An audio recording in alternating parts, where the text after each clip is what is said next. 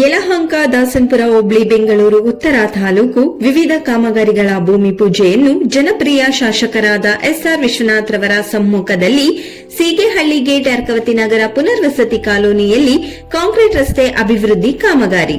ಬೈಲ್ಕೊನ್ನೆನಹಳ್ಳಿ ಗ್ರಾಮದಲ್ಲಿ ಕಾಂಕ್ರೀಟ್ ರಸ್ತೆ, ವಡ್ರಹಳ್ಳಿ ಗ್ರಾಮದಲ್ಲಿ ಕಾಂಕ್ರೀಟ್ ರಸ್ತೆ, ಕಿತ್ನಳ್ಳಿ ಗ್ರಾಮದಲ್ಲಿ ಸಾರ್ವಜನಿಕ ಬಸ್ ತಂಗುದಾಣ ನಿರ್ಮಾಣ ಕಾಮಗಾರಿ, ರಾವುತ್ನಹಳ್ಳಿ ಗ್ರಾಮದಲ್ಲಿ ಶುದ್ಧ ಕುಡಿಯುವ ನೀರಿನ ಘಟಕ ಮತ್ತು ಶ್ರೀಶಕ್ತಿ ಭವನ ಉದ್ಘಾಟನೆ, ಕೇತನಹಳ್ಳಿ ಗ್ರಾಮದಲ್ಲಿ ಕಾಂಕ್ರೀಟ್ ರಸ್ತೆ ಮತ್ತು ಚರಂಡಿ ಹಾಗೂ ಶೌಚಾಲಯ ಅಭಿವೃದ್ಧಿ ಕಾಮಗಾರಿ, ದಾಸನಪುರ ಗ್ರಾಮದಲ್ಲಿ ಕಾಂಕ್ರೀಟ್ ರಸ್ತೆ ಮತ್ತು ಚರಂಡಿ ಶೌಚಾಲಯ ಅಭಿವೃದ್ಧಿ ಕಾಮಗಾರಿ ಭೂಮಿ ಪೂಜೆಯನ್ನು ಶಾಸಕರಾದ ಎಸ್ಆರ್ ವಿಶ್ವನಾಥ್ ರವರ ಅಮೃತ ಹಸ್ತದಿಂದ ಎಲ್ಲ ಮುಖಂಡರುಗಳ ನಡುವೆ ನೆರವೇರಿಸಿದ್ದರು.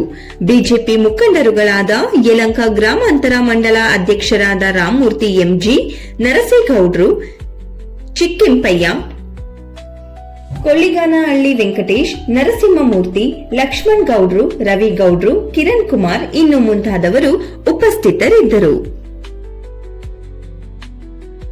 ಬೇರೆ ಎಲ್ಲದಕ್ಕಿಂತ ಕೂಡ ಕುಡಿಯೋ ನೀರಿಗೆ ಎಲ್ಲೂ ತೊಂದರೆ ಆಗದ ರೀತಿಯಲ್ಲಿ ಎಚ್ಚರಿಕೆಯನ್ನು ವಹಿಸಬೇಕು ಅಂತಕ್ಕಂಥ ಮಾತನ್ನು ಕೂಡ ಹೇಳಿದೆ. ಇದಾದ್ಮೇಲೆ ಮತ್ತೆ ಮುಂದಿನ ತಿಂಗಳು ಇನ್ನೊಂದಷ್ಟು ಕಾಮಗಾರಿಗಳು ಪೂಜೆಗಳನ್ನು ಮಾಡ್ತೀವಿ. ಸರ್, ಬಿಜೆಪಿ ಏನು ಅವರು ಸ್ವಂತ ದುಡ್ಡಲ್ಲಿ ಹೋದ್ರೆ ಯಾರು ನಾವೇನು ಟೀಕೆ ಮಾಡೋಕ್ಕಾಗೋದಿಲ್ಲ.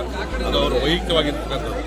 ಆದರೆ ಸರ್ಕಾರದ ದುಡ್ಡಲ್ಲೇನೋ ಹೋಯ್ತು ಅಂತಂದರೆ ಈಗಲೇ ಅನುದಾನದ ಕೊರತೆ ಐತೆ, ಎಲ್ಲೂ ಡೆವಲಪ್ಮೆಂಟ್ಗೆ ದುಡ್ಡಿಲ್ಲ, ಸರ್ಕಾರದಿಂದ ದುಡ್ಡು ಖರ್ಚು ಮಾಡ್ತಕ್ಕಂಥದ್ದು ಈ ಟೈಮಲ್ಲಿ ಸರಿ ಇಲ್ಲ. ಯಾಕಂದರೆ ಮೊದಲೆಲ್ಲ ಕೂಡ ವಿದೇಶಿ ಪ್ರವಾಸಕ್ಕೆ ಕಳಿಸ್ತಾ ಇದ್ರು. ಅದಾದಮೇಲೆ ಕಳೆದ 4-5 ವರ್ಷಗಳಿಂದ ಕೂಡ ಅದಕ್ಕೆ ಕಡಿವಾಣ ಬಿದ್ದಿತ್ತು. ಇವತ್ತು ನಾವು ಮುಖ್ಯಮಂತ್ರಿಗಳು ಹೇಳಿದ ಪ್ರಕಾರ ಅವ್ರು ಸ್ವಂತ ದುಡ್ಡಲ್ಲಿ ಹೋಗ್ತಾವ್ರೆ ಅಂತಂದಾಗ ನಾವು ಏನು ಮಾಡೋಕ್ಕಾಗಲ್ಲ. ನಾನು ಹೋಗ್ತೀನಿ, ಏನು ಮಾಡೋಕ್ಕಾಗಲ್ಲ. ಸರ್, ಪ್ರಿಯಾಂಕಾ ಖರ್ಗೆ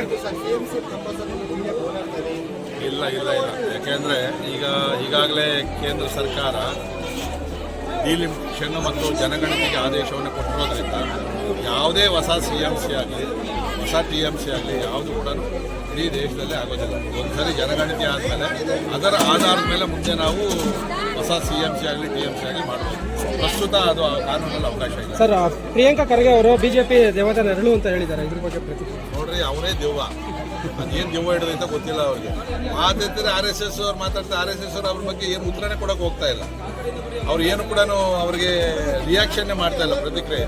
ಆದರೂ ಕೂಡ ಅವ್ರಿಗೆ ಇತ್ತೀಚೆಗೆ ಇದು 100 ವರ್ಷದ ಸಂಸ್ಥೆ RSS. ಇದರಲ್ಲಿ ಅನೇಕ ಗಣ್ಯರು ಮತ್ತು ಅವ್ರ ಕಾಂಗ್ರೆಸ್ಸಲ್ಲಿ ಇರ್ತಕ್ಕಂಥವ್ರು ಕೂಡ RSS ಗರಡಿಯಲ್ಲಿ ಬೆಳೆದಿರ್ತಕ್ಕಂಥವ್ರು ಭಾಳಷ್ಟು ಜನ ಅವ್ರೆ. ಯಾರನ್ನ ಮೆಚ್ಚೋದಕ್ಕೋಸ್ಕರ ಈ ಪ್ರಿಯಾಂಕಾ ಖರ್ಗೆ ಹೇಳ್ತಾರೆ ಗೊತ್ತಿಲ್ಲ. ಬಟ್ ಒಂದಂತೂ ಸತ್ಯ ಹೇಳ್ತಾ ಇದ್ದೀನಿ, ಇವ್ರು ಇದೇ ಥರ ಹೇಳ್ತಾ ಇತ್ತು ಅಂತಂದರೆ ಮುಂದಿನ ದಿನಗಳಲ್ಲಿ ರಾಜಕೀಯದ ಭವಿಷ್ಯ ಅವ್ರಿಗೆ ಖಂಡಿತವಾಗೂ ಒಳ್ಳೇದಾಗೋದಿಲ್ಲ, ಮಂಕಾಗ್ತದೆ. ಇವ್ರು ಕಾಟ ಕೊಟ್ಟಷ್ಟು ನನಗೆ ಯಾರೂ ಕಾಟ ಕೊಟ್ಟಿಲ್ಲ. ಯಾಕಂದರೆ ಅನುದಾನದ ವಿಚಾರದಲ್ಲಿ, ಊರಿನ ವಿಚಾರದಲ್ಲಿ ಮುಗಿಸ್ಕೊಂಡ್ಬಿಡ್ತಾನೆ, ಬೇಗ ಜಗಳ ಮಾಡ್ತಾನೆ.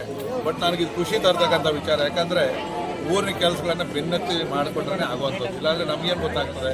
ಇವತ್ತು ಇಲ್ಲಿ ಹೇಳಿದ್ಮೇಲೆ ನಾನು ಸರ್ಕಾರ ಜೊತೆಯಲ್ಲಿ ಗುದ್ದಾಡಿ ಮಂತ್ರಿಗಳ ಹತ್ರ ಹೋಗಿ ಅನುದಾನವನ್ನು ಇಲ್ಲ ನನ್ನ ಅನುದಾನವನ್ನು ತಂದು ಕೆಲಸವನ್ನು ಮಾಡ್ತೀನಿ.